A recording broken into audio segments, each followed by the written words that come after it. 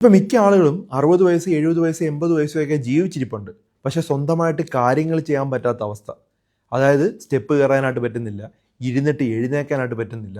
പല ബുദ്ധിമുട്ടുകളും അനുഭവിക്കുന്ന ഒത്തിരി പ്രായമുള്ള ആളുകൾ നമ്മുടെ ഇടയിലുണ്ട്. ഇതിൻ്റെ പ്രധാന കാരണം ഇവരുടെ മസിൽ ലോസ് ആയതുകൊണ്ടാണ്. സാർക്കോപീനിയ. ഇതെങ്ങനെ നമുക്ക് തടയാൻ പറ്റും?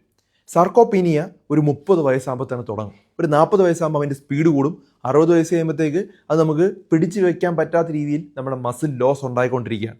അപ്പോൾ മസിൽ ലോസ് പ്രിവെൻറ്റ് ചെയ്യണമെങ്കിൽ 30-ാമത്തെ വയസ്സിലും 40-ാമത്തെ വയസ്സിലും നമ്മൾ നമ്മുടെ ടൈം സ്പെൻഡ് ചെയ്യണം. എന്തിന്? മസിൽ ട്രെയിൻ ചെയ്യാൻ. മസിൽ ട്രെയിൻ ചെയ്യുന്നത് എങ്ങനെയാണ്? വെയിറ്റ് എടുത്തിട്ടുള്ള വ്യായാമം. നടത്തം പോരാ. നടന്നു കഴിഞ്ഞാൽ ഹൃദയത്തിന് നല്ലതാണ്, അതുപോലെ കുറച്ച് വെയിറ്റ് കുറയും. പക്ഷെ മസിലിന് ഒരു ഗുണവും ചെയ്യുന്നില്ല. മസിൽ ഇല്ലെങ്കിൽ പ്രായമാകുന്ന സമയത്ത് പെട്ടെന്ന് വീഴ്ച ഉണ്ടാവും, എല്ല് പൊട്ടാം, നടക്കാൻ പോലും ബുദ്ധിമുട്ടുണ്ടാവും. അപ്പോൾ മസിൽ ട്രെയിൻ ചെയ്യാൻ വേണ്ടി വെയിറ്റ് എടുത്തിട്ടുള്ള വ്യായാമങ്ങൾ വീട്ടിൽ വെച്ച് തന്നെ ചെയ്യാം.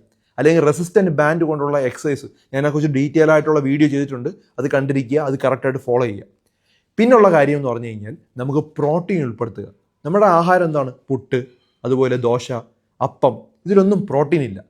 എല്ലാ ആഹാരത്തിനോടൊപ്പം പ്രോട്ടീൻ ആഡ് ചെയ്യുക.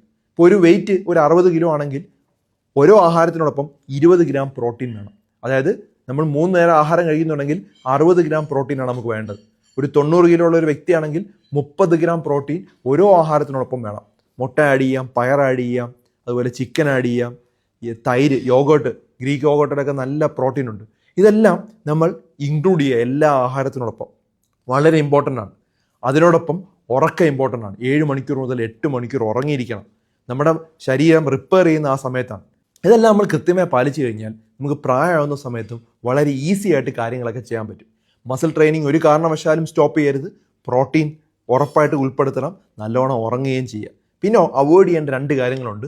പ്രോസസ്ഡ് ഫുഡും ഷുഗറും. അതായത് പാക്കറ്റ് ഫുഡ്സുകളെല്ലാം മാക്സിമം കുറയ്ക്കുക, പഞ്ചസാര പൂർണ്ണമായിട്ടും ഇല്ലാതാക്കുക.